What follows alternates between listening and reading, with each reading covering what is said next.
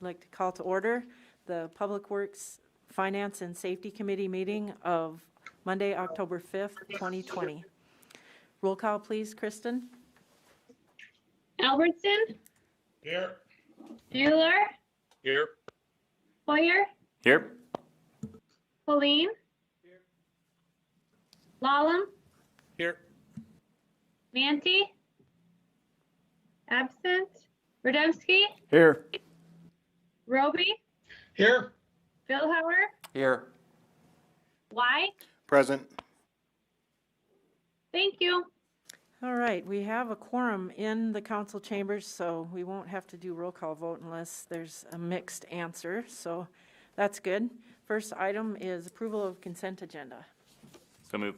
I have a motion by Hoyer and second by Holeen. All right, any discussion? All those in favor signify by saying aye. Aye. All those opposed Aye. signify by saying Aye. nay. Motion carries. Item 4 is the public input period, and this is the time reserved for anyone who would like to make a public comment to step forward and do so. And please state your name to the microphone for the record. If your comment is related to an agenda item, please wait until the agenda item is taken up by the council. Is there anyone who cares to speak? All right, seeing none, we'll move on. Item 5 is approval of the agenda. So move. I have a motion by Vilhauer and a second by Lallam. Any discussion? All those in favor signify by saying aye. Aye. Aye. All those opposed signify by saying nay. Motion carries. Item 6 is the regular agenda, and A is approval of a bid award for the airport fuel farm expansion project to Sioux Equipment in the amount of $114,626.56, and authorize the mayor to sign all applicable documents. Have a motion by Lallam and a second by Rademski, and I will ask the City Public Works Director and City Engineer Heath Von Eye to tell us about this. Yes, thank you, Mayor. This is a familiar item here before the council this evening, and relates to the fuel farm expansion out at the Watertown Regional Airport. As we've discussed in the past about accomplishing this project, we had initially planned on doing it in 2020 with early on in the year with some existing 212 funds and some fuel tax money that we have residing over in the state coffers. But since then, COVID has set on and we put the project on hold. And another transformation that happened is that the ATY Aviation became what's called a CAA preferred fixed base operator. CAA is a corporate aircraft association. And what this being a preferred FBO does is it puts them on the radar, pun intended, I suppose, in this case, to make them a desirable location for multiple aircrafts to land here and buy fuel from the Watertown Airport. So since COVID came on, that traffic, and since this preferred based operator designation was given to us, that traffic has increased, and our fuel capacity at the airport is not quite sufficient enough to where the operators are comfortable to continue operations like this. So the other thing that's changed since then is some of the funding we've received at the airport through the CARES Act, and specific funding dedicated to airports for improvements such as this that are related to the operations of the airport. So since our last discussion we had a few weeks ago, we had proposed to council that we go ahead and put this out for bid and get it constructed yet this year. And now where we're at today is making recommendation of a bid award to Sioux Equipment in the amount of just over $114,000. The current capacity at the facility is about 9,600 gallons. The expansion project will add an additional 20,000 gallons of storage. This will be a dual-lined fuel tank addition to the facility, and therefore meets the containment measures that have to be in place for any fueling facilities such as this. Todd Syrie, airport manager, is not able to be here with us tonight, but I believe Helms and Associates is on the line with us, and if there's any questions, either myself or them could help answer them. Okay, thank you. Council, any questions or comments? This did receive the recommendation from the airport board. Councilman Billhauer? Heath, fill me in if I'm not mistaken, or, the CARES funding, we received, was it $1 million allocation here a few months ago? Is this coming out of that, or is this a separate allocation or grant being given to us through the CARES funding? Yes, that's a good question. This funding would be drawn from that $1 million allocation. And Kristen, if you could correct me if I'm wrong on that, but that's my understanding. Okay, thanks, Heath. Okay, Councilman Rademski? Heath, was there any explanation given as to why there was such a big diversity in the bids received for this project? No, we didn't get any specific feedback from the consultant on that. I know we did review the bids, and they seem to be, the low bidder did seem to be appropriately providing what was requested in the bid. And so that's, anytime we see discrepancy like that, that's one of the first things we look at is whether the low bidder that we're proposing to go with has met all the specifications in the bid, and Sioux Equipment did indeed do that. Okay, thank you. Kristen, were you going to say something? I saw your microphone was off. No, I didn't have anything to add, just if somebody had a question about the CARES funding, so. Okay, so are we doing this directly from CARES funding, or is this going to be, I can't remember how you explained it, but I didn't think we were using CARES money for it directly. Right, I guess the clarification is that when we signed in for the CARES funding with the airport, it was under the operational piece.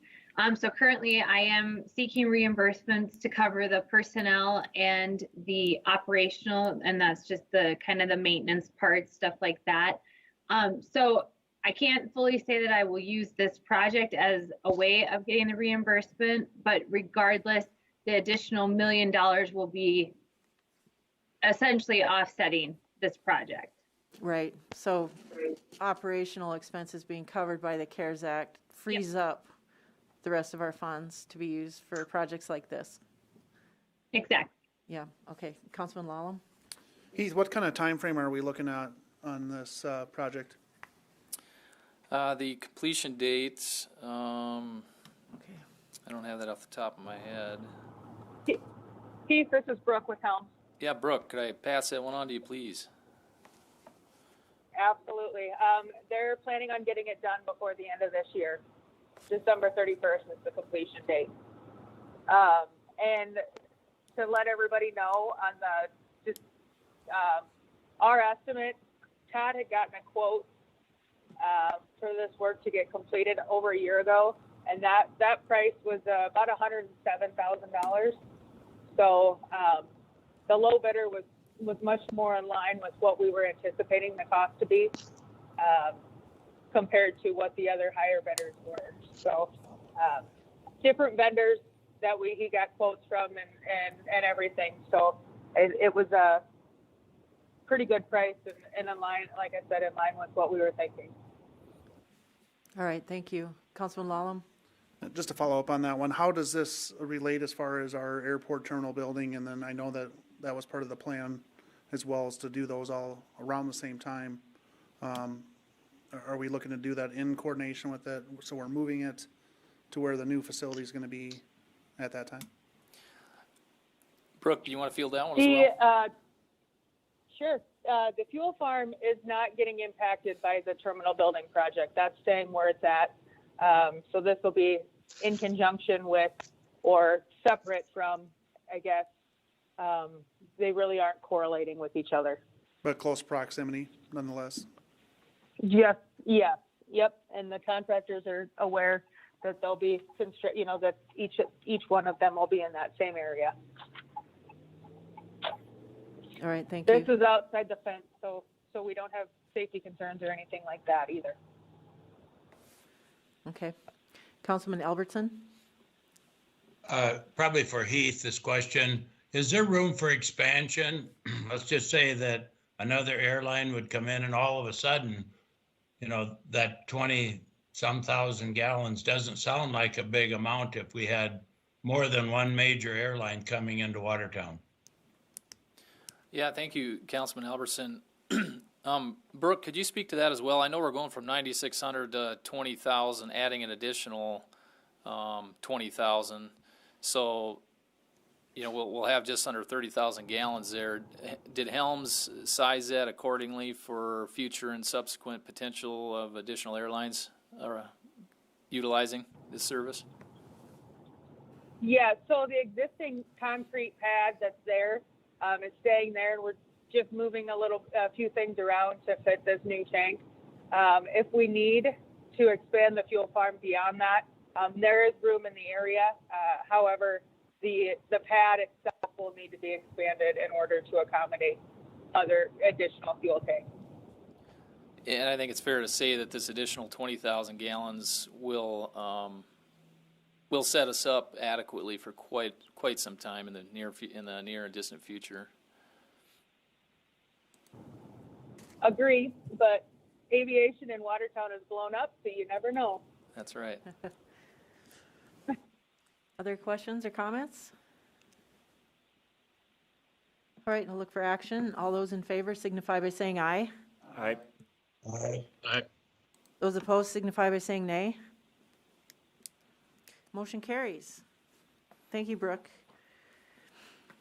Item B is approval of the street division to purchase one new unused 2020 John Deere 772G motor grader for $315,668.61 from RDO Equipment Company in Sioux Falls, South Dakota, via a Minnesota state bid.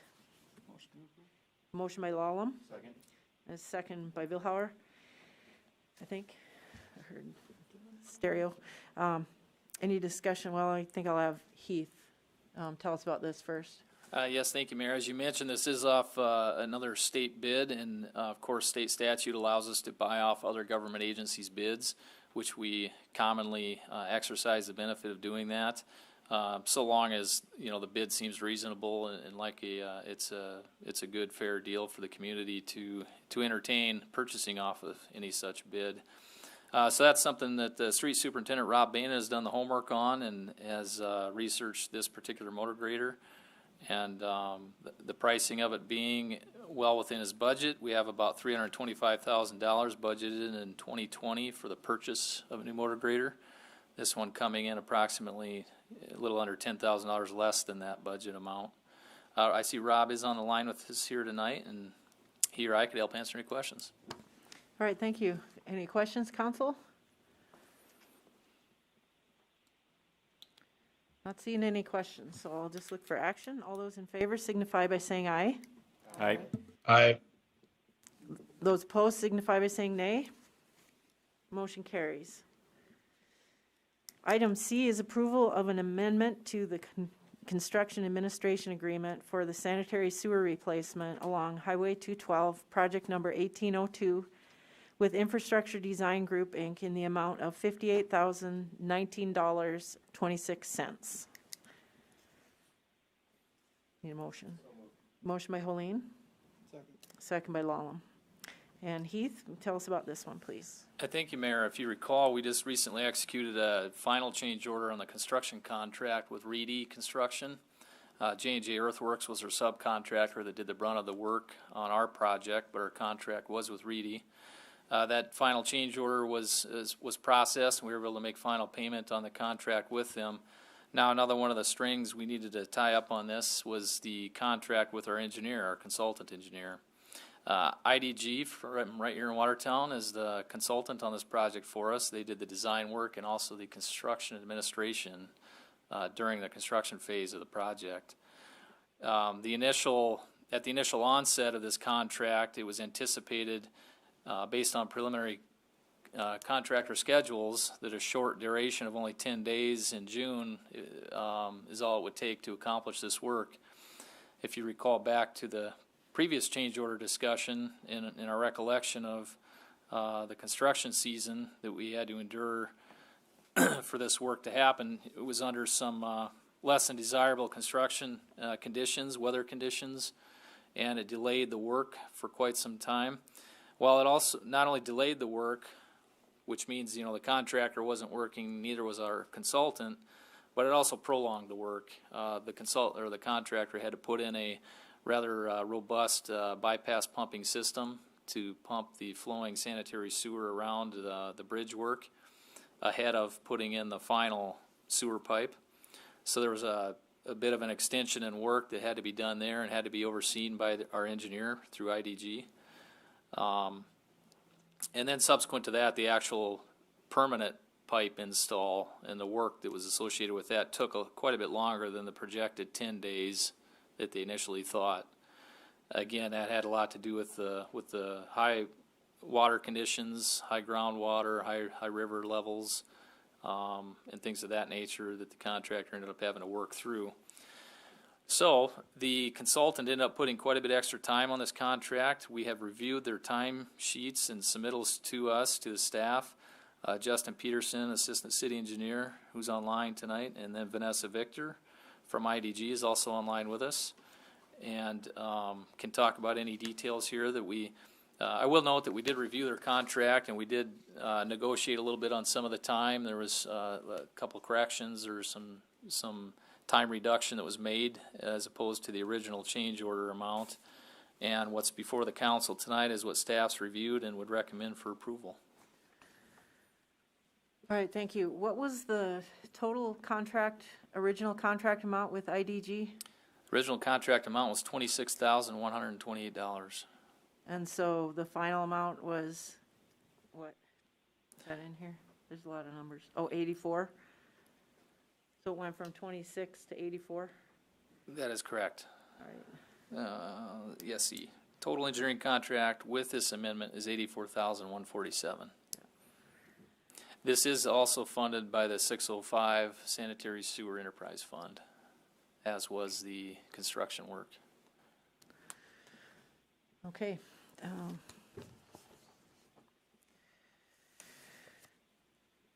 Councilman Lallam?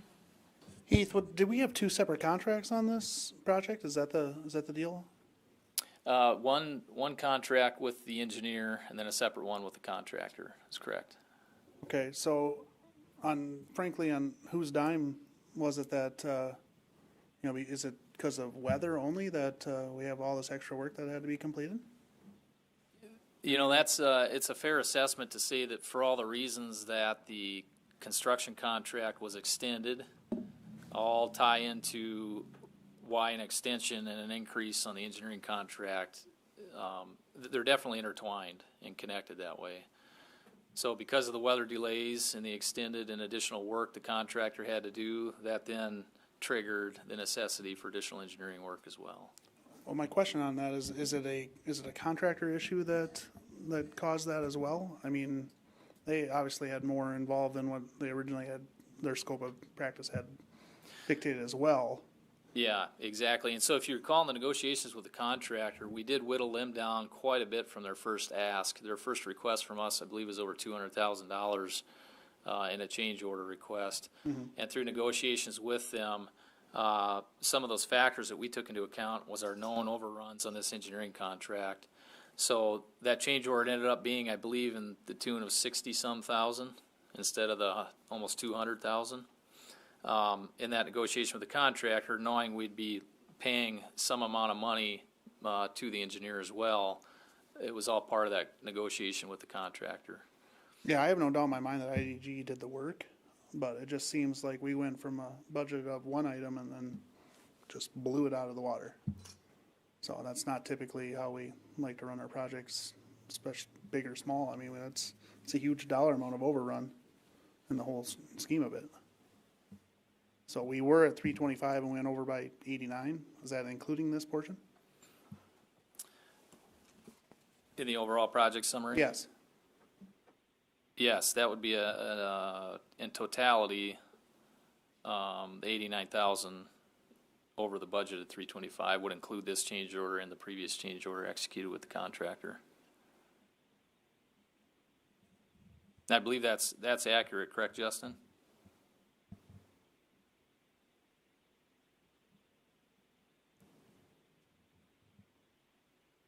You online with us, Justin? It went up 150 grand or more. Yeah.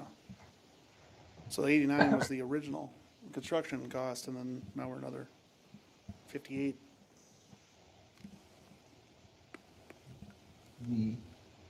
I believe that is accurate.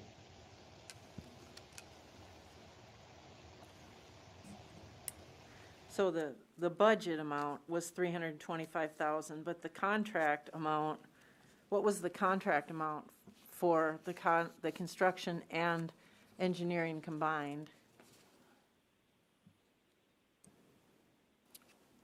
Budget amount? Do you know that, Justin? Not the contract amount, not the budget amount. We did the budget before we had the work done and bid. Are you referring to the construction, Was the, combined construction and was engineering? the whole cost 325, including the design and engineering?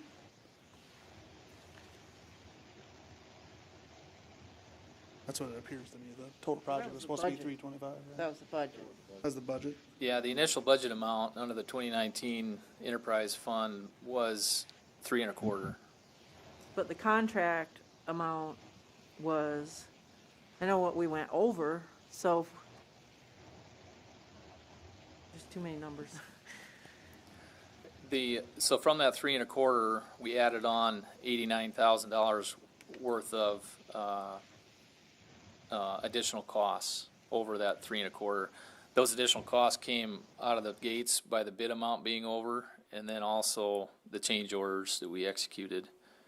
So the total construction change orders were $89,000 over that 3.25.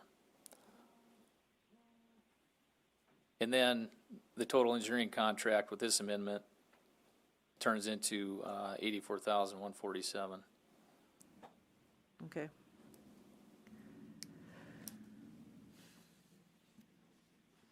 Other questions? Councilman Billhauer?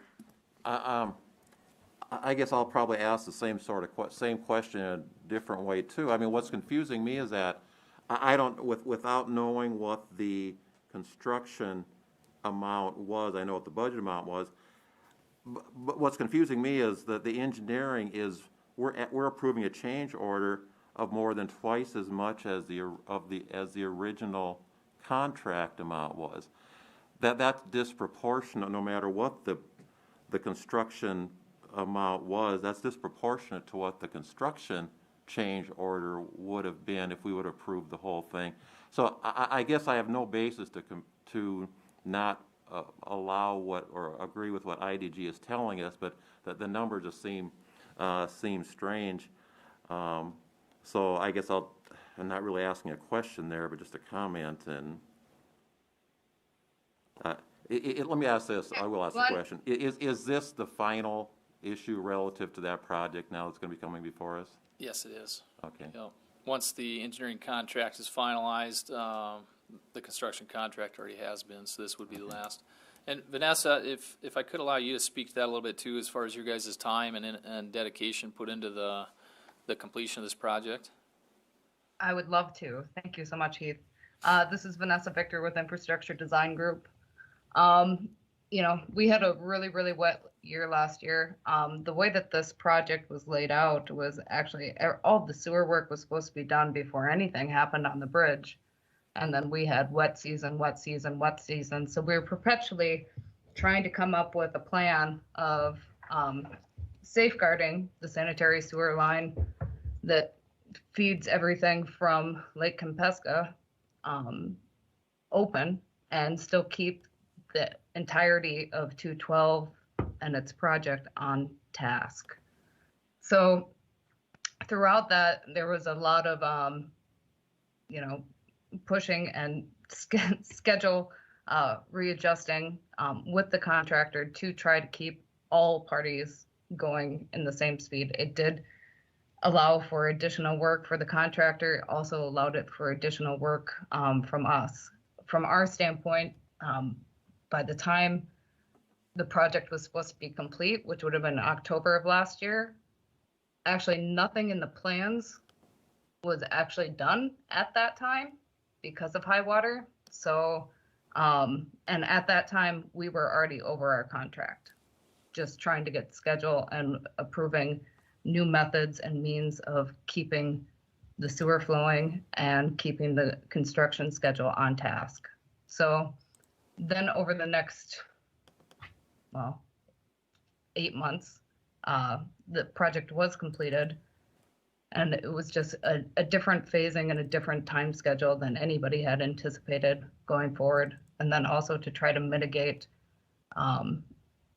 the contract dollars that you are paying overall. We had some additional oversight through that process. So that's kind of the background on all of this. So there was an amendment that was brought forward in February when we could actually project what we thought the price would be. And then another amendment in June, and now it's just finalized. By this point, we were just late enough in the game. So not necessarily what we like to do, having amendments after the fact, especially with the sticker shock and especially with this dollar figure. But this one is a pretty good, just unknown. Had to try to figure out a way out and get the project open. In one way to look at the construction contract and that reduction that I talked about earlier that was negotiated down is, in theory, those negotiated costs that we worked out of that contract in effect help us pay for overruns on this contract. They're not necessarily on a dollar per dollar basis. I mean, obviously we took a lot more than the $58,000 amendment to this contract out of the construction contract. But we felt that's what was negotiated based on the progression of work and the conditions that were encountered and everything considered as far as the construction contract was concerned. To Vanessa's point, one of the things that she reminded me of too, you know, their work didn't solely consist of boots on the ground out in the field, but a rather large number of, an abnormal number of meetings throughout that construction season, talking with the contractor and the subcontractor about the conditions and about their plans and about their schedules that evolved almost on a weekly, if not for sure a monthly basis.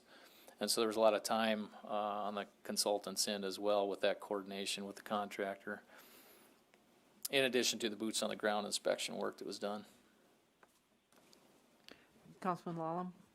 Heath, and I don't think any of us up here are trying to say that IDG didn't do the work. It's just when you see from a $325 budgeted item to $472,000, it's $147,000 over what the budgeted amount is. I mean, that's shocking no matter what industry you're in. We're just trying to make sure that everything is done the way it should have been done. And I know there's unknown anytime you do construction, but you know, usually it doesn't go double or another half on top of what you originally had bid. No, you're exactly right, Councilman Lallam. And I can't speak to how that budget number was developed. That was prior to me being here, but I do know that this was from my understanding, this was a rushed project. We found out late from the DOT that our sewer main was in fact in the way of their highway bridge reconstruction. And so it kind of got dumped on the city to get it fixed and out of the way in a short matter of time. And so I think that, again, I don't know exactly where the number came from, but from budgetary purposes, it might have just been a rough and dirty number that was thrown at the budget. And then, of course, we knew coming into the bid how that was going to compare with the budget, and it didn't quite line up based on the bids that we got. Justin, were you able to look up the final bid amount that was awarded, or the initial bid amount that was awarded? Or maybe Vanessa, you remember that off the top of your head? The construction contract? Correct. The original bid price is $382,055.50. 382. For what? 382.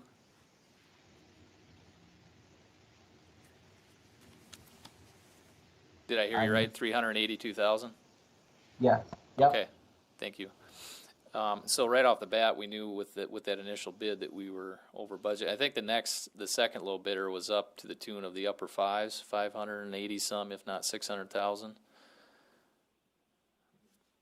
Councilman Vilhar? I just want to echo what Adam said, and Vanessa, I guess I'll apologize. I didn't make it sound like I was being critical of you or your firm. We've worked enough with you and your firm that I apologize if I came off kind of strong a while ago, but same answer as Adam, that we just needed to dig into the numbers a little bit more.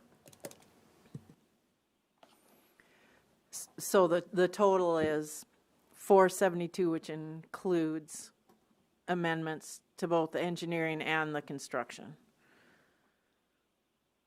Correct. Right, okay. Yep. Anyone else have questions? All right, I'll look for action. All those in favor signify by saying aye. Aye. Aye. Those opposed signify by saying nay. Motion carries. Item D is approval of the certificate of completion for the development improvements for Comprehensive Logistics Company, Inc., located in the Calvin Industrial Park, installed by Crestone Companies on behalf of the developer, Watertown Development Company. Motion by Lallam and a second by Hoyer. Heath, want to tell us about this, please? Yes, thank you, Mayor. This is out in the Calvin Industrial Park, and some of the public improvements that were installed included work on 17th Avenue, and which will become a public street that enters into the industrial park area to serve, I believe currently there's 3 or 4 lots platted along this stretch of roadway.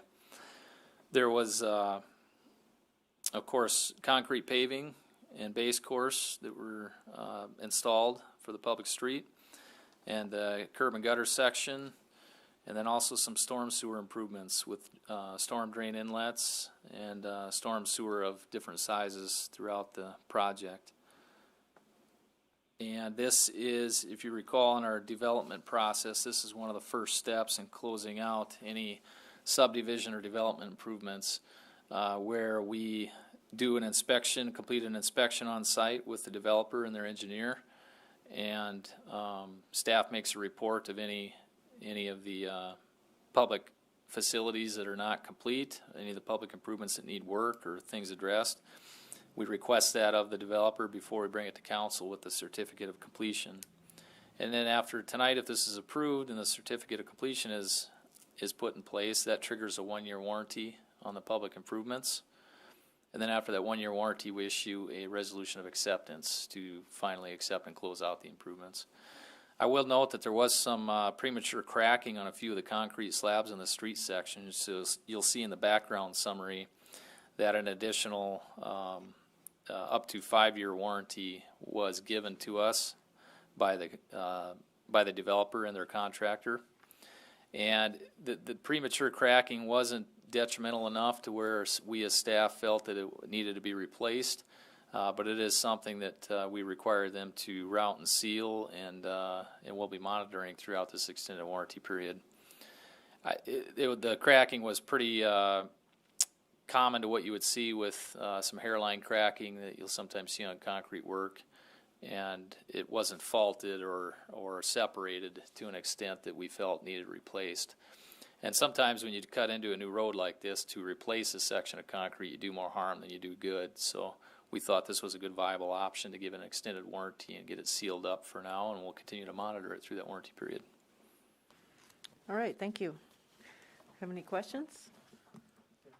Councilman Vilhar? Not a question on this, Heath, but I'm assuming what you just explained to us, we're going to be seeing more of these come through here in the future.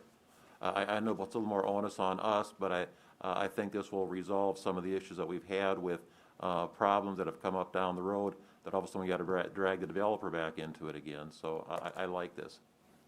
Yes, absolutely, Councilman Vilhauer. It is just part of those formalities of closing out the process of a development that includes public improvements, and I think a very critical step in that process, so that it gets the improvements off the developer's books and formally into the city's books in a well thought out, checked off process. Councilman Lallam? Not to mention that it is now in record, so if you ever have an issue and it needs to come back, you can say it was discussed and accepted on the state. So I think this is one of your positions that you guys have been trying to get forward as a way to formalize your processes through subdivisions and things, correct? It is, and it's been carried out in the past. The mayor could probably speak to the history on that better than I could, but it's definitely something we wanted to pick up and formalize and implement again. Yep, thank you. Other questions or comments? Not seeing any hands. All right, I'll look for action. All those in favor signify by saying aye. Aye. Aye. Those opposed signify by saying nay. Motion carries. Item E is authorization to proceed with a mitigation project through FEMA for 3rd Avenue Northeast Culvert Project number 1929 in the amount not to exceed $50,000 and authorization to apply for an extension of the deadline. I have a motion by White and a second by Holleen. And Heath, tell us about this, please. Thank you, Mayor. This is one of, I believe, 4 total projects that we're working with FEMA on. The other 3 have already been before the council and approved and have moved forward to a state of obligated funds as far as FEMA is concerned. This last one relates to the existing culverts up on 3rd Avenue Northeast.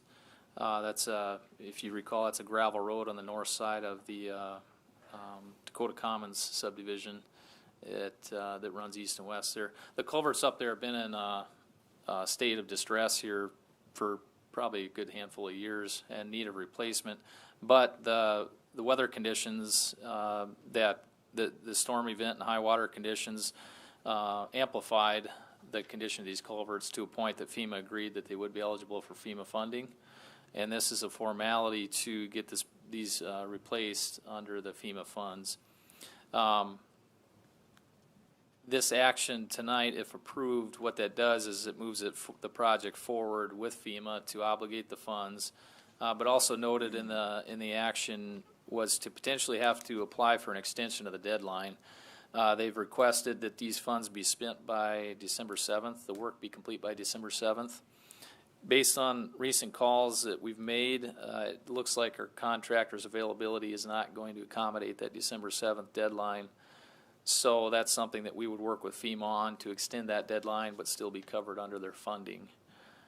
So tonight, two parts of the motion. One is to commit that $50,000 up to $50,000 up front for this cost, of which $40,000 roughly is available for FEMA reimbursement. And then the second part is the approval of us to apply for an extension of the deadline. All right, thank you, Councilman Lallam. Heath, on that, is that up to 40,000 or is that a straight dollar amount by FEMA, that 40,489?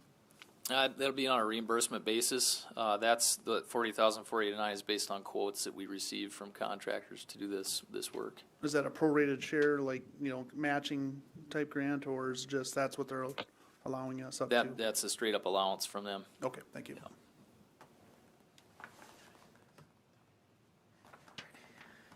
All right, other questions or comments? All those in favor signify by saying aye. Aye. Aye. Aye. Those opposed signify by saying nay. Motion carries. Okay, we're into old business. Item A under old business is continued 10th Avenue North discussion and final design recommendations. So this is discussion. You had asked Heath some questions and he did some research. And I think he'll be looking for some head nodding from you on how to move forward at the end of this. So after he gives his presentation, I guess I'll let Heath ask you the questions that he needs answers to in order to move forward. So go ahead, Heath. Thank you, Mayor. I've got, let me pull up my information here quickly. Got our thoughts all gathered here. We appreciate the previous conversations we've had, not only with the council, but the residents and citizens along 10th Avenue North. And we had a very productive open house kickoff with them here a couple months back. Now it's been maybe a few months ago. And then we went through a series of one-on-one meetings with the landowners along this route.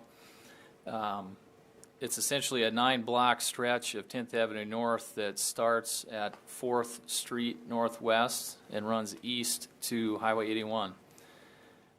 Tonight, we have some follow-up information that the council asked for at the previous meeting. Some of that included some renditions or visuals that kind of reflect what exactly would be going on in the field with the proposed widening, and some technical information from the design manuals as far as some of the guidance that we use on how to determine and make these recommendations for the final design. With me tonight, there's a team here working on this project, of course, as most of our projects has. We have the Assistant City Engineer, Justin Peterson. Marcy Luno is the city's project manager on this project. She's our Engineer 1. And then Jason Peterson is also online with us. He's our consultant from CDI Engineering. And they've done a brunt of the scope work, surveying, and design thus far in the project. One of the first things I wanted to touch on tonight was the guidance and the standards that we've used, as with any design for the reconstruction of any street. These 4 documents here are kind of the primary go-tos, particularly here in Watertown. Some of them are local, specific to local regulations. We have our Watertown Engineering Design Standards that were recently adopted. And then we have our Watertown Area Transportation Plan. This plan is aged. It's back to 2005. But we do have a current plan in place right now where we're going through an updated master plan. Some of the national guidelines that we use as well include the ITE design handbooks. That's the Institute of Transportation Engineers.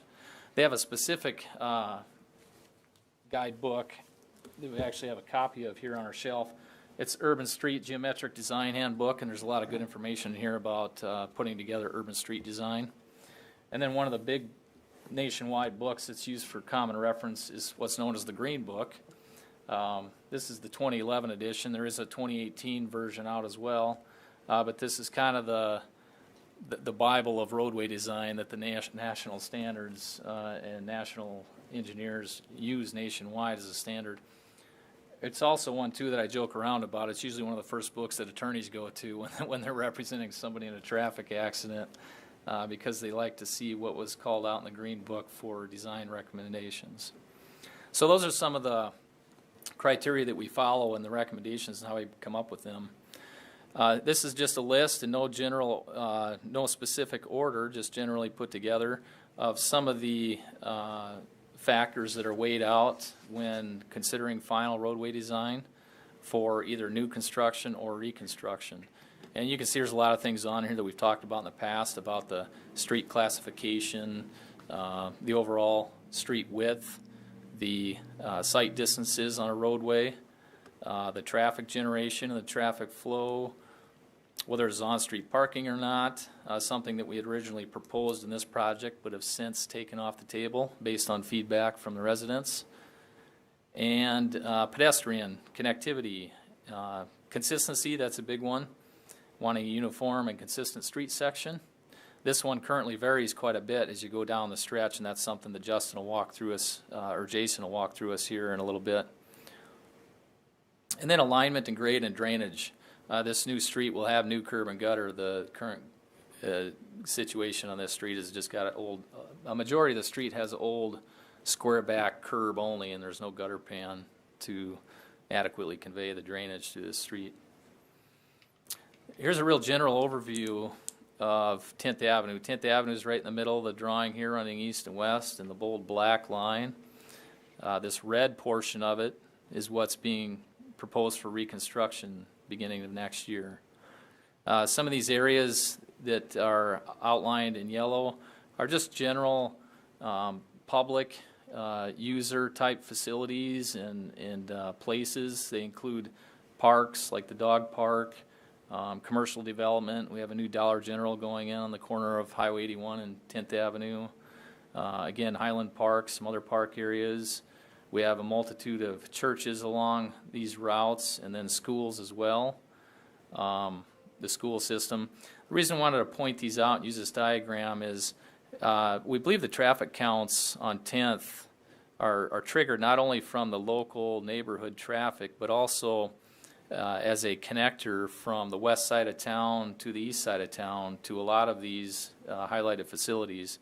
So you can imagine somebody living out on the north end of Lake Compesca, for example, coming to town on Highway 20, maybe have kids that they take to school, and maybe they're at the intermediate school, and a couple or kids up at the middle school further north. It's just one simple diagram to show some of the logic behind why 10th might see some of the traffic that it does. And of course, we have the zoo here on the west side. So the same is true for the east side of town traffic that would want to migrate from the east side to the west side along 10th for destinations such as the hospital and the zoo and other services like that. We have a technical memo from CDI that I would like to touch on, and I will open that up and walk through some of the talking points here that provide some of the feedback that the council is looking for. Some of the general information about this project is it is classified as a collector. The average daily traffic that we see on here based on current, most currently DOT traffic counts were taken here in 2020, and the rough numbers I got from them were right around these same numbers, around that 4,500 vehicles per day. We've seen counts up to and over 4,800 vehicles per day, and generally speaking, anything over that 2,500 vehicles per day starts pushing a street up into that collector classification. So you have to be down to less than half of what we're seeing on 10th Avenue to really be classified as a lower classification down to a local, like you would see in your local residential streets. So we're well above and into that collector classification for this roadway. It is the 6th highest traffic volume based on the traffic counts that we've seen in town. Some of these streets like 19th Street East, 14th Avenue North, you can imagine and expect they all rate a little higher than what 10th Avenue does. But then these other ones, such as portions of 1st Avenue and Willow Creek Drive, for example, they're right in there with where 10th Avenue is. Portions of 20th Avenue South rate quite a bit higher, and then portions of 4th Avenue Southwest, again, kind of in the same ballpark as what we're seeing on 10th Avenue.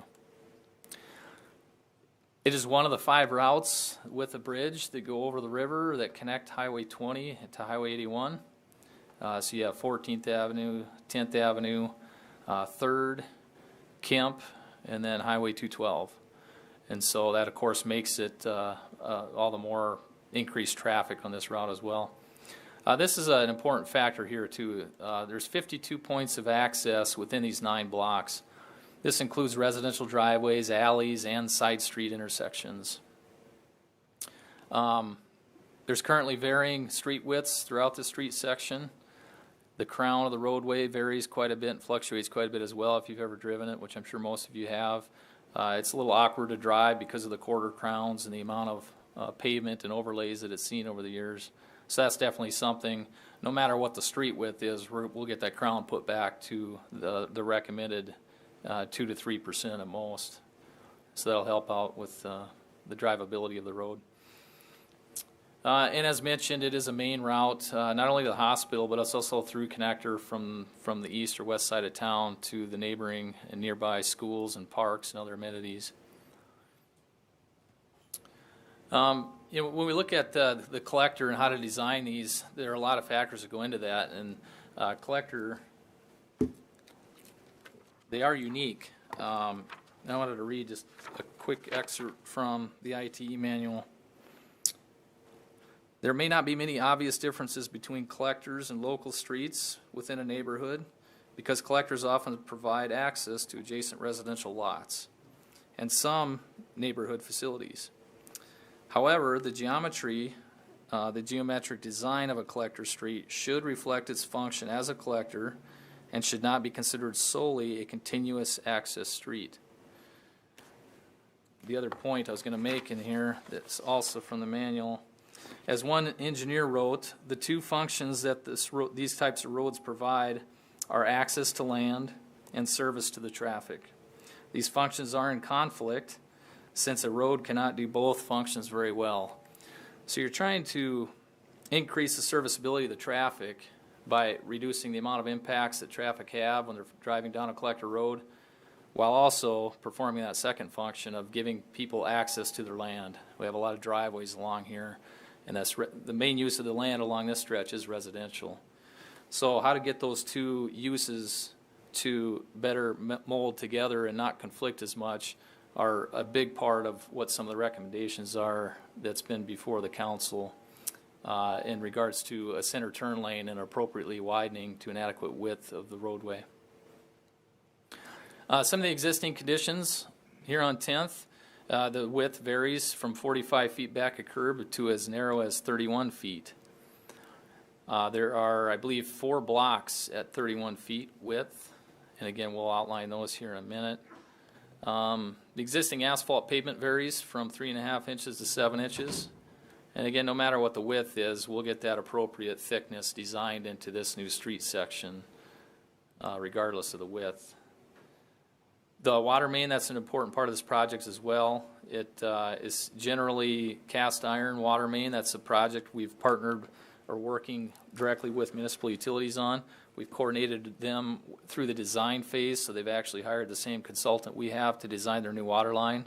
And they'll be able to replace that 60-year-old water main and make new connections to the new line for each of the residents along here. Some pictures of some of the pavement conditions. And again, regardless of the width, these pavement conditions will obviously be improved along with the curb and gutter that'll be replaced as well.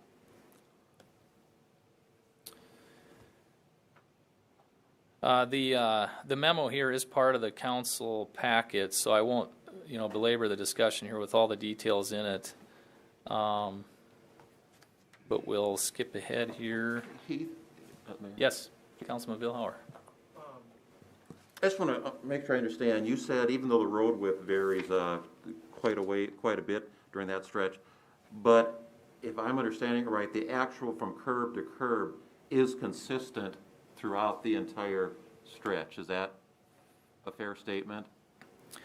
No, and that's actually the part that does vary. From curb to curb, we see anywhere from 31 feet. Well, I'm just reading from what we have in our council packet. So the width of 10th Avenue from Highway 20 to 4th Street is consistently 45 feet from back of curb to back of curb.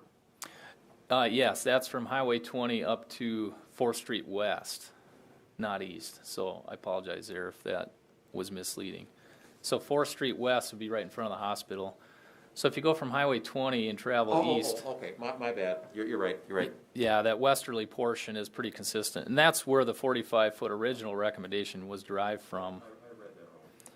Was from what extends down the hill to the west there.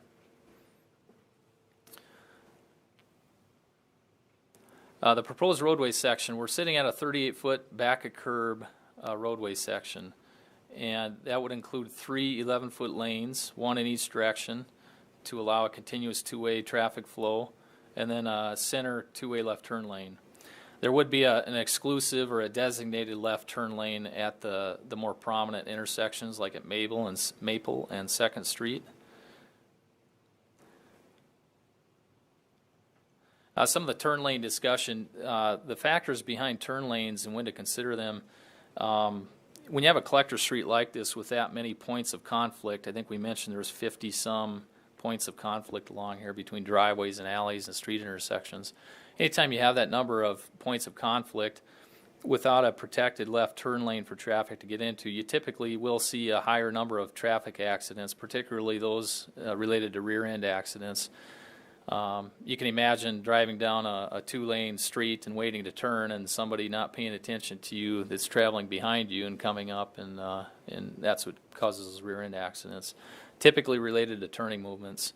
We did look at some of the crash data as well. I believe there were 14 accidents reported since 2016, so in the last 4 years. And then in another report that was further expanded beyond the scope of what I was looking at, I don't have the exact number, but there's a higher number of accidents yet from the other report that we got from the police chief here a while back. And so you figure 14 plus, maybe up to 20 accidents in a 4-year span. It's a number that's not necessarily alarming, but it's definitely a number that you want to start to pay attention to in regards to what we could be doing better to avoid those types of crashes. And that's something a two-way left turn lane does help do. It removes those left turning vehicles from the through lanes, which helps reduce delays and also those points of conflict for turning vehicles. From a MnDOT study, the Minnesota DOT, 3-lane road widths in two-way left turn lanes provide better traffic flow compared to undivided 4-lane roadways.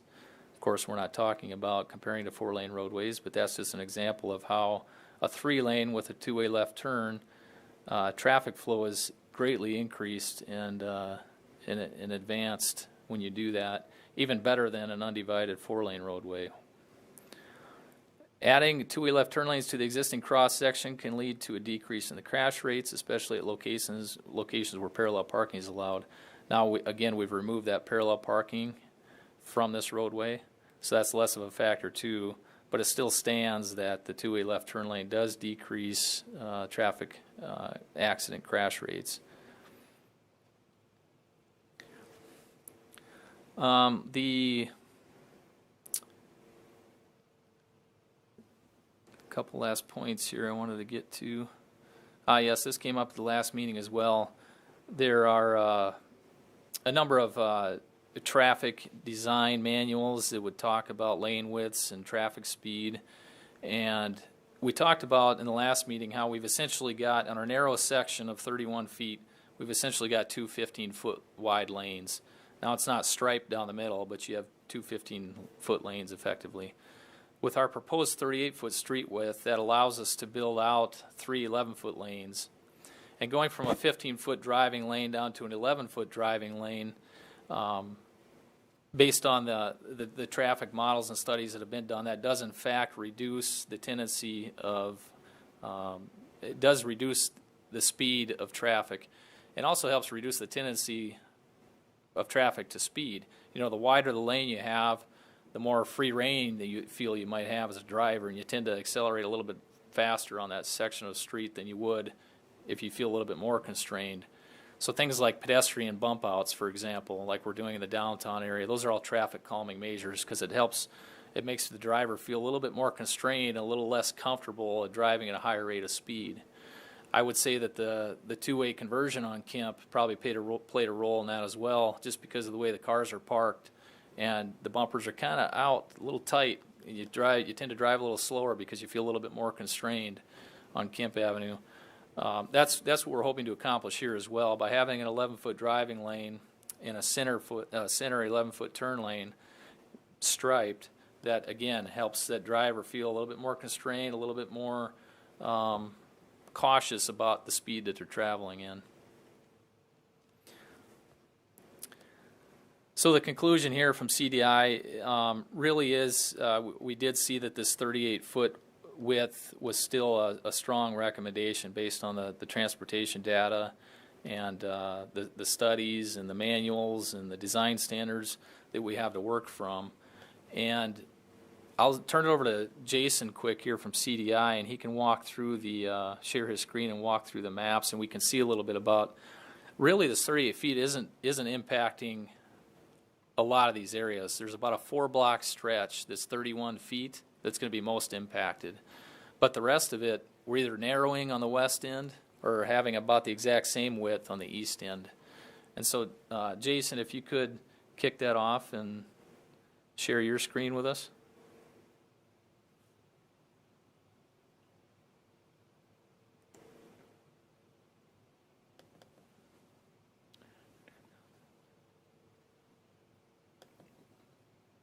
Do we have you online, Jason?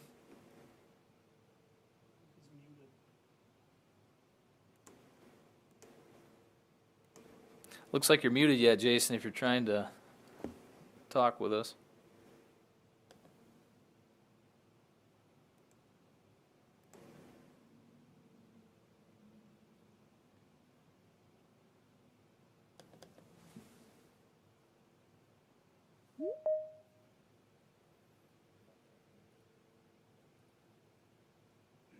Let him in. There, you there now, Jason?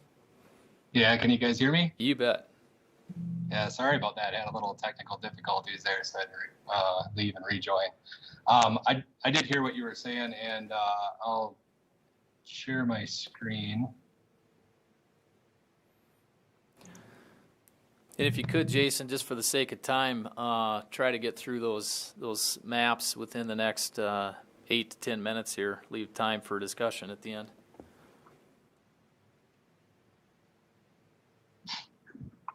Okay, are you guys able to see my screen now? Yep. Okay. So we'll start out, and what we'll do is we'll just kind of show the existing conditions, and then we have some different configurations laid out. So we'll show the existing conditions, then we'll show the proposed conditions. And I'll try to go through it fairly quickly, like Keith is saying, so we can get through this. But kind of just wanted to go through the whole thing with you real quick and point out a few of the aspects. So this is the first block on the west side. So the 45-foot existing width, narrowing down to the 41-foot. And for context here, this is 4th Street West, just north of the hospital. This would be the west end of the project limits. And we'll stay on the existing just for a minute here. So the red lines here are indicating the back of curb. And so the measurements are also to the back of curb. And that'll be consistent throughout this presentation that dimensions will typically be to the back of curb. So back of curb to back of curb. Sidewalks are also shown just for reference. And then these lines out here are actually the lot lines, but also are the right-of-way lines also. So between the black lines are the right-of-way lines.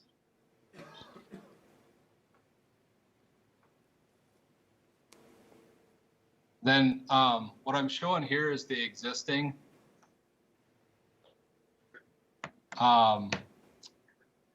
So the existing includes new curb and gutter. You'll see the red lines are still there for the back of curb. The proposed back of curb includes the larger radii. The tapers are being done in order to narrow the street from the existing 45 to the proposed 38. And then we're showing some dimensions on each one of these sheets to kind of show what the difference is from the back of curb existing to the new back of curb. A negative actually means a reduction. So we're actually reducing the width of the street by 1 foot on each side, starting basically right near the 3rd Street West intersection. The gray hatch is the sidewalks, and then we're showing some sidewalk ramps. And so basically what we're trying to do is try to show the existing curb versus the proposed. And so we'll just go to the next sheet. If there's any questions as I'm going through it, feel free to kind of jump in. But I'm going to kind of go through the whole thing and then allow for some questions to be asked afterwards also. So I'll just switch back to the existing and then proposed. So you can see on this west end, there's actually a net reduction by a foot on both sides as you go from 4th to 3rd and then again from 3rd to 2nd. And that's to get that 45-foot wide road width appropriately transitioned down by the time you hit 3rd Street. Right now, as you'll see on the next slide when Jason goes to that one, right now it very abruptly and aggressively transitions through the intersection of 2nd Street. If you go to the next one, please, Jason. You can see the red lines here on the existing, how they, and if you've driven this too, you notice that it's quite a dramatic change through the intersection. That's a type of transition you try to avoid when reconstructing a street. Not have that transition occur through the intersection, but have it occur before you get to the intersection. And so again, on the proposed line work, Jason will show how that is addressed and corrected. Yeah, and the proposed line work, then gets a little bit busy here because we got a lot of stuff that we're showing. But again, the red is the existing back of curb. There's actually almost a 2 foot or close to a 2 foot reduction in the street, just west of 2nd Street West on the north side and a 1 foot on the south. These crosswalks are exactly what we talked about at the last meeting.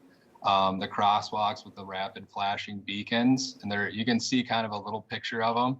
So basically they're a sign with flashing beacons so that when pedestrians want to cross, they can hit the button and the lights start to flash.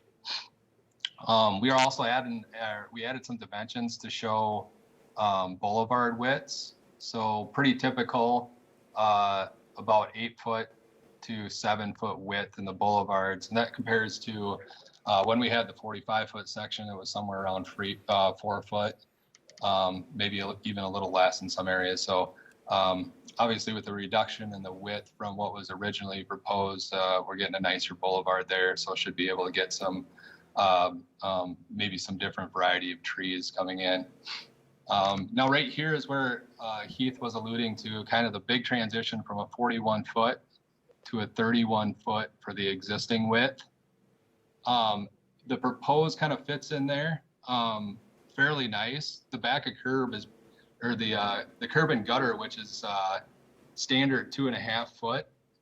It's not considered a driving area because of the slope of the gutter and also because of the typical construction joint there.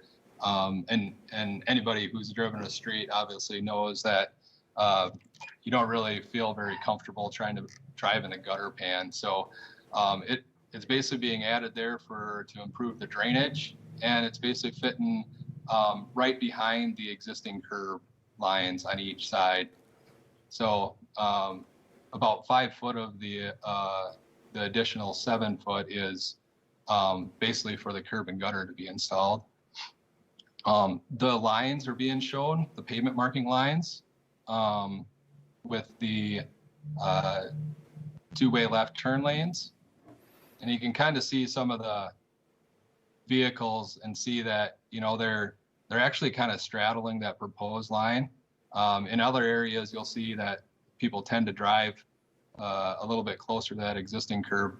Where the people will end up driving and drivers will end up utilizing the 11-foot lanes is not very far off from where the existing is.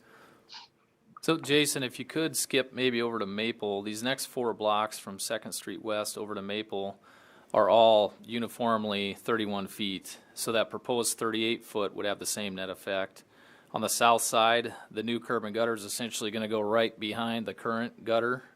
And on the north side, there will be about a 4 foot offset from the back of curb to the new back of curb. So like Jason said, really that 7 foot additional width, 5 of it is made up of the new curb and gutter itself. So I think that helps to exemplify it puts it really into perspective of the, as little of an impact as we could really get while still having again, serving those 2 different functions, allowing people safe access to their property while also accounting for the through traffic and the traffic flows and their safety as well. Yeah, and so Maple Street is kind of where this section changes from the 31 foot to the existing gets to 34 foot on one block. There's also the sidewalk on the north side. This will all be new. So the blue with the kind of light hatch is showing sidewalk that is not currently there that will be there. So another goal of the project is obviously to have pedestrian access from one end to the other without disruption in that. This also shows the 4-way stops. Pavement markings will include the typical crosswalks with stop bars. So we're improving the safety there with the pedestrians crossing at Maple. And then again, at the 34 foot section, you can see the proposed black line on the south side is really landing right on top of the existing curb. So you can't even see that red underneath it really. And then on the north side is again, kind of the typical 4 foot that we've been seeing on the other blocks where the street is narrower.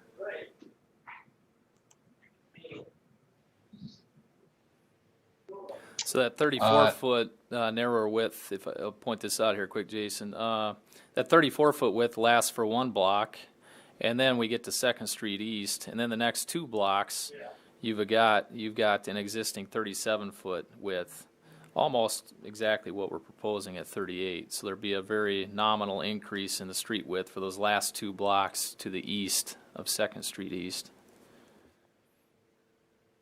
Yep, and again, the blue is showing the new sidewalk where it's completely new and not existing.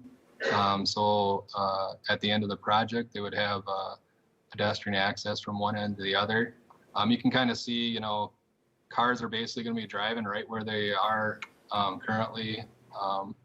And so really not a big change at all for these last 2 blocks. So I'll go ahead to the next one.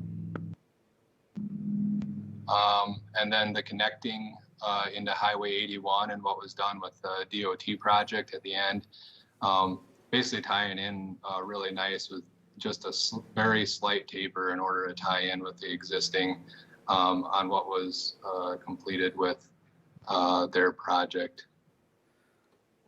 And this easterly end, these easterly 2 blocks that come in to tie into Highway 81, I think it's important to note that, you know, any reduction in width on these definitely wouldn't be advised just because of the stacking and turn lane needs as you approach that major arterial of Highway 81. And so that 37 feet that exists today, we think meshes very well with the 38-foot proposed and keeps the integrity of this intersection as you come up into Highway 81 and connect the traffic to that main arterial. I do have one more quick item I'll share. If I could share my screen again, Jason, do you want to touch on anything else here quick? No, I think I'm good. I'll try to stop sharing here.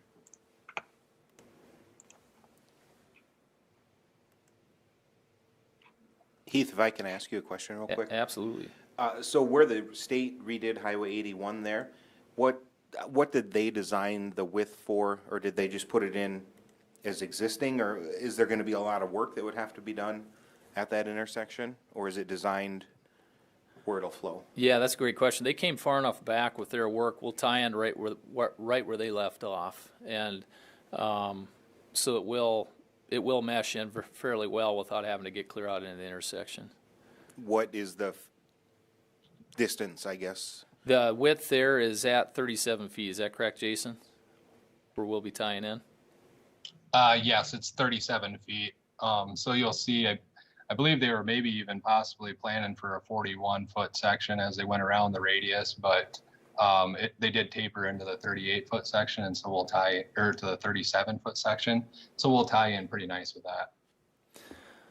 And this is one picture. For a moment, I could ask you to pretend you're turning left off Highway 81 onto 10th Avenue and say, here's what this is going to look like. But just by happenstance, because it kind of looks exactly like what we're talking about on 10th. Although this is not 10th, this is 18th Street in Sioux Falls. But if you look on the left, there's no sidewalk over here. I'd imagine due to a lot of the issues and the same reasons that we're not putting a sidewalk on the south side of 10th Avenue. But there is sidewalk on the right side of this street section. But this is the same 38-foot width street section that we're proposing, and it kind of helps you visualize. It's probably not quite as intrusive as what some people have been visualizing or expecting to see, and you can see it plugged in here in real life and through a heavy residential neighborhood that's a collector route to a medical treatment facility in a much larger town of ours, but the same effect, wanting to preserve the access and the safety and the use of the people wanting access to their land adjacent to the roadway, but also preserving the integrity of the traveling public that also use the roadway to get from A to B through that street section. So again, this is just an example that was found that Jason provided to us in their research. Again, a lot went into these design recommendations.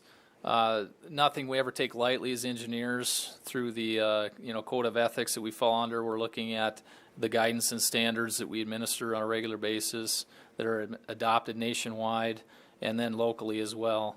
The safety and consistency of the street section, that's one thing we're wanting to increase our safety and consistency of the street section. And then the economics and efficiency of it. We started out with a 45-foot street width. We whittled that down to a 38. That brings some economics to the discussion and scaling back the amount of pavement we'll be putting in. And I think it puts us in a place where we also have some efficiency too and still be able to provide what we need to at a 38-foot wide roadway. And then longevity. I think it was Councilman Roby mentioned that at the last meeting. This isn't a decision for the next 3 or 5 years, but a decision we're making for the next 30 plus years. And one thing we wanted to stress and just make known, no matter what the decision is here, if we go narrower than a 38, it definitely does tie the community's hands on what this roadway could be used for in the future. Let's say we decide to not stripe the two-way left turn lane at some point, 5-10 years from now, and put parking back on both sides, for example. I'm not proposing that, but you never know what can happen over time. With anything narrower than a 38, the community couldn't make a change like that. So we want to make sure we set this up for continued growth, continued traffic, the safety components that we've talked about, and try to be sensitive to the neighborhood itself as much as practical, where again we're balancing those two functions of a collector road: access to local landowners and safe and efficient use of the roadway for the traveling public as well. So with that being said, we could help field any questions. I apologize for the length here. We had a lot we had to cover, and we'd entertain any questions the council might have. Okay, Councilman Y. Have you met with the landowners since the new proposal? The last landowner meetings were the one-on-ones, so not since this new proposal. No, we have not. Now, I can say that through the one-on-ones, we did receive a lot of constructive input and a lot of productive input, where we were able to talk through some of the misperceptions that some of them had about vehicles being right next to their living room windows and things like that obviously nobody wants. And so we were glad to be able to shed some light on some of those concerns through those one-on-one meetings. Councilman Hoyer. Heath, with the way that the sidewalks currently are kind of on the western half where they butt up directly against the roadway, would that be remedied through this as well? That's what we're proposing right now, is to correct those blocks between 4th and 3rd and 3rd and 2nd and make those boulevard detached sidewalks to eliminate those. Councilman Villar. Heath, a follow-up to what Josh asked you. Has the neighborhood or the public, other than this meeting a few weeks ago, been made aware of these design changes? And if so, what kind of feedback have you or any of us gotten? Because I got to say, I've received virtually none. So I guess a twofold question there, Heath. Yeah, any of the feedback we would have got from the last meeting was pretty much at the last meeting when we discussed this at the Public Works Committee level. We have not reached out individually with the landowners yet. We would like to hold a public information session to explain to them what exactly is going on and going to be rolled out as far as a final design to be constructed. We'd love to do that as an information sharing session with the landowners. Okay. Anyone else? See, I don't see any hands up. Councilman Lallam. Heath, I want to thank you and your team on this one. I know we threw a lot of stuff at you. I know the public, I've got plenty of comments back that they appreciate just the effort and talk that was done. It's not really an easy one when you start talking about a neighborhood road that started out as a small road and has become a collector route over the years. I think if we can make this presentation and do it in the public so that they can see what you're looking at doing and what the changes would be. And I think it just looks a lot cleaner and a lot more simple, and probably just frankly eases a little concerns. Probably not all of them, but it will ease some concerns of the people that are in that corridor right there. Absolutely. So appreciate your guys' work on that. Thank you. Councilman Albertson. Thank you, Mayor. Heath, just as a comment that I've heard on maybe several occasions that people are concerned with the turning lane, is that people are going to drive on the outside lanes, and obviously they're not going to drive in the turning lanes, which is going to make it more dangerous for these 52 exit points, driveways, different places where people are getting onto the road. And I think the concern is still that, even though you've explained it here, that this is going to increase speed when people are, if they're in the turning lane, people are going to go by them. And I think it's still out there that they believe this is going to speed it up. So just passing that on. No, thank you, Councilman Everson. Councilman Billhauer? Heath, I definitely like the idea of having another public, listening hearing or meeting. Are we approaching some kind of drop dead date, or, I mean, is this really starting to put a crunch on our or your timeline if we can't make a decision on this in the very near future? Yeah, it is. It is starting to compound and crunch into the deadlines for completing the design to get the project out for bid. The earlier we get this out the bid, the better. We do plan on having an alternate bid between asphalt and concrete, and talking with contractors, they too have agreed that if we can get this out in February, that would be most ideal at the latest. Our current timeline, and Jason, you could speak to this. I haven't talked drop dead dates with Jason yet with CDI, but I know we're probably getting close to that. Come, if we get much past October here on finalizing this design, it's going to put them in a pretty big pinch. Jason, you want to expand on that at all? Yeah. Obviously, we want to follow a timeline that doesn't require us to do a whole lot of design work and then redesign. And so if we are going to a public input meeting for a second time, I would think we would probably hold off on proceeding to actual design of the street, which means, we probably got another 3 to 4 weeks before we'd really be pushing forward at that point. And that will put us in a pretty tough time crunch in order to get the plans out and to bids during the original timeline. We need to make sure that whatever the street section is determined, that we communicate that with the hospital, have detour routes figured out and access points for them. We also need to meet with the utility companies and find relocation points for utilities that will be affected. So that takes some time, and they need to coordinate and have some time to do that. All that stuff's been kind of put on hold until a determination's been made on the final design. Yeah, it's getting to be to a point that it's going to affect the timeline on getting the final plans completed. Councilman Hoyer? I know this is kind of an echo of the council a little bit, but I just feel like since this has come up 3 times, that I think the least that we can do is just take the time and give the landowners one more look at this. I thought this was really informative. It eased a lot of things for me. Honestly, I get the idea that this is going to be a lot safer, especially with those pedestrian crossings and then correcting a lot of the sidewalk issues, having just walked this today. But I think we kind of owe it to them to at least do it one more time, and then we can figure it out on our end for the timeline. But that's just my 2 cents with it. Councilman Lallam? Heath, what kind of time frame would you need to be able to do a public information? I would say that would be driven by just the amount of appropriate notice that the landowners would need. We could turn around and do the same presentation tomorrow, but obviously the notice wouldn't be adequate. So we could look at doing it a week out from maybe Tuesday or something like that. Try to get it as soon as possible. Next week sometime. Yeah. And to that note, I think a lot of that conversation goes back to the one-on-ones, and where I was envisioning kind of an information sharing session to the public, because a lot of the feedback that we got when we discussed taking away the parking lane, a lot of the folks said, Yeah, you can do that. I think we'd be on board with this.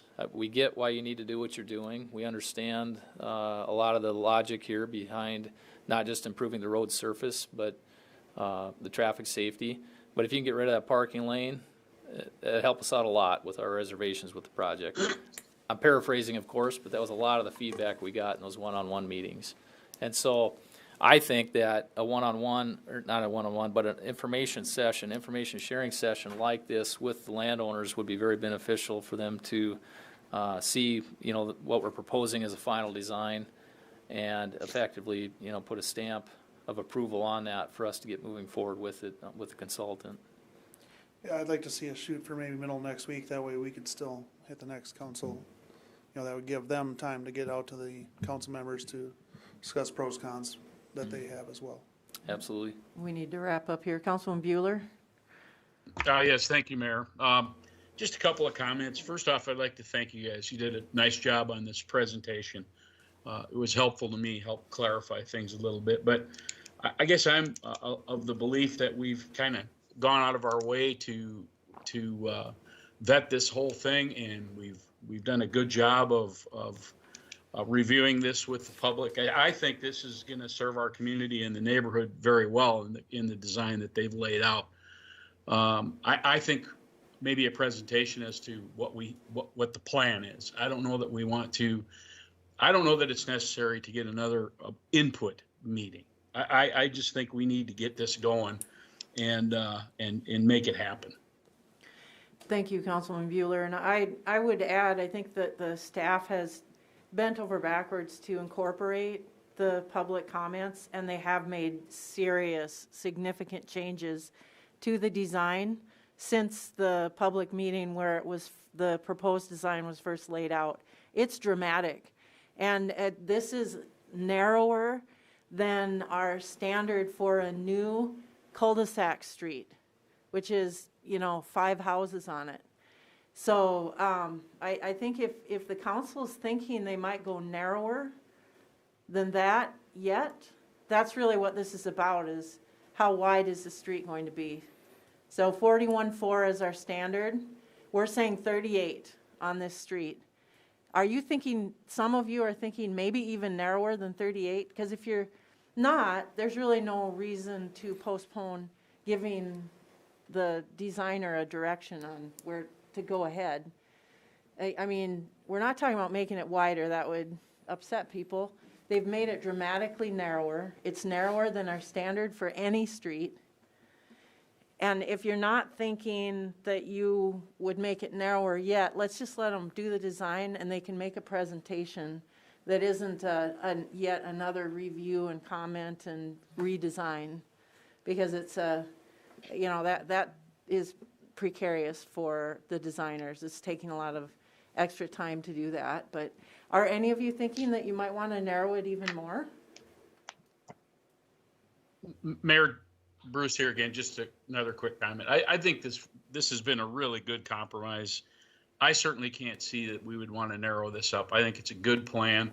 I think we just need to get it rolled out. I agree with you. I think it's going to put us in a time crunch, and there's always going to be somebody that doesn't agree with it. And I think you could have meeting after meeting and you'd still run into that. Right. But I mean, this is a drastic change. This is not the same thing that they saw when it first came out. So I think presenting it actually where the neighborhood can get up close to it and see where the curb line is and where the proposed curb line is, and that it's not more than a couple of feet at the very most anywhere, and it's narrower in some places, I think that's probably the way to go.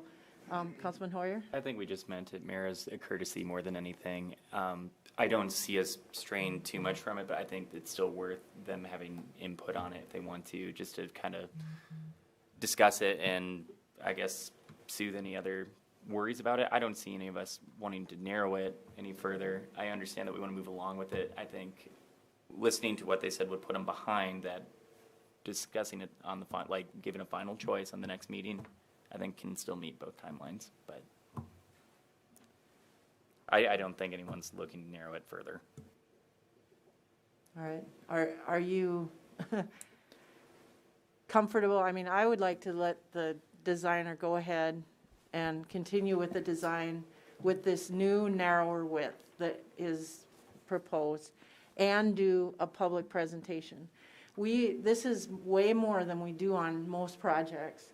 The public can often come and inquire, but we don't do public meetings on every street design. And we certainly don't let the design come under this level of critique normally. This is quite unusual. I think that they've really gone to extreme levels, and I'd like to let them go. And can someone make a motion so that we can tell the, either to hang on or to go ahead with the design? I would do that. Okay, so your motion is? To go ahead with your design based upon the 38-foot, but still have a public presentation, though, just to update the public. Okay, so we have a motion by Vilhauer, have a second by Rademski. Is there further discussion? Councilman Lallam? The only discussion I would have, and I don't disagree with anything that you said there, Mayor, but this one has probably gotten more pushback from the public than anyone else. So to our point here is just to make sure that the public's aware of it. I don't think any of us are looking to go against the recommendation. I think it's like Bruce said, it's a compromise that, I think works. And it still makes sense. We still have 3 lanes. We put the turning lane in. But at the same time, I mean, we owe it to our, constituents that have elected us, all of us, to at least give them the opportunity to see what we're looking to go forward with. Absolutely, yes. I'm totally in favor of that, too. I think another public meeting would be just fine. I just don't want to hold the designers back any further. Any other discussion? Councilman Roby? Thank you, Mayor. I'm fine doing the meeting. I just want to be careful, though. Don't mislead the public that there's going to be an opportunity for further change if there's not. So I'd be clear about what the meeting's about. This is a beautiful street. We're just at the point we're going to have to widen a little bit. I'm pretty happy with the compromise that's been made. I think the engineering folks have listened pretty well, and it looks like we have a pretty good plan here. So I'm in favor of moving forward, and I'm okay with doing the meeting, but I don't want to mislead the public either that if we're doing the meeting, it's for education, but it's not necessarily for changes. I just want to be clear about that. Great, thank you. I appreciate that. Any other comments before we vote? All right, all those in favor of the motion signify by saying aye. Aye. Aye. All those opposed signify by saying nay. Motion carries. Thank you very much for all your hard work. Yes, thank you all very much. Myself and the design team greatly appreciate your input, and we'll follow suit here. Thank you. All right, and before we go on to the next, did you want to say, there's a couple of people from the neighborhood that are here. Did you want to make a comment, or were you just coming to see what we were going to say? Okay, and there will be a public meeting, hopefully next week, so you can spread the word. And thanks for coming. Is there any other old business? Any new business? Okay, we will not be going into executive session tonight, and there be no further business. I declare us adjourned, and we will come back